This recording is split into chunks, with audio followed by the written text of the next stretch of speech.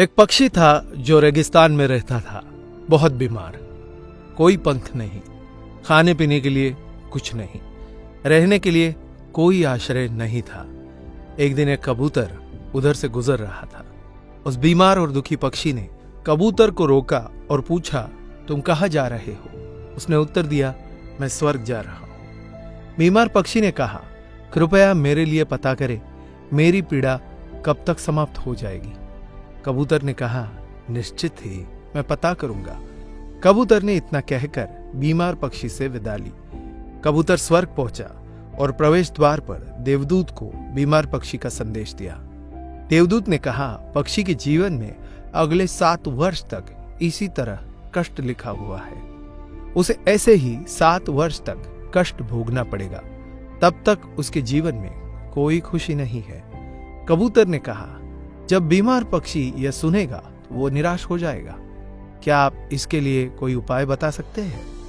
देवदूत ने उत्तर दिया, उससे कहो कि इस वाक्य को हमेशा बोलता रहे, इन सब के लिए भगवान तेरा शुक्र है। वापसी पर जब वह बीमार पक्षी कबूतर से फिर मिला तो कबूतर ने उस स्वर्ग दूत का संदेश दिया। 7-8 दिनों के बाद कबूतर जब फिर उधर से गुजर रहा था तब उसने देखा कि पक्षी बहुत खुश था। उसके शरीर पर पंख उग आए थे। उस रेगिस्तानी इलाके में एक छोटा सा पौधा लगा हुआ था। वहां पानी का एक छोटा सा तालाब भी बना हुआ था। चिड़िया खुश होकर चहचहा रही थी। कबूतर चकित था। देवदूत ने कहा था कि अगले 7 वर्षों तक पक्षी के लिए कोई खुशी नहीं होगी। इस सवाल को ध्यान में रखते हुए कबूतर स्वर्ग के द्वार पर देवदूत से मिलने पहुंच गया।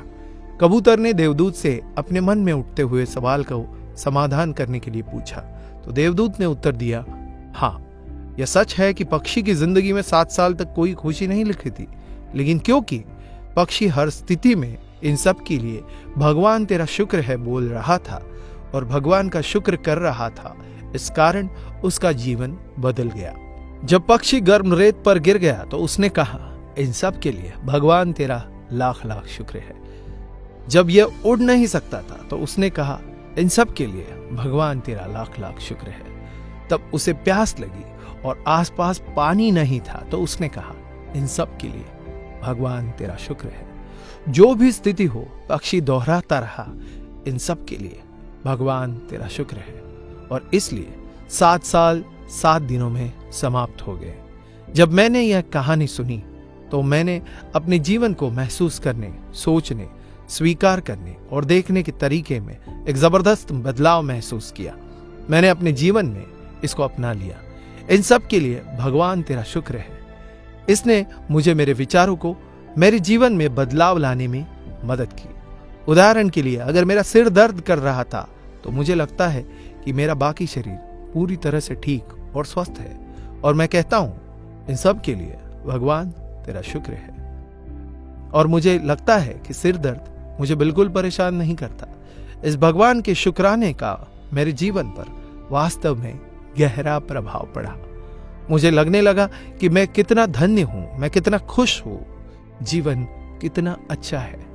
इस संदेश को साझा करने का उद्देश्य हम सभी को इस बारे में अवगत कराना है कि कितना शक्तिशाली है यह, हमारे जीवन को नया रूप दे सकता है।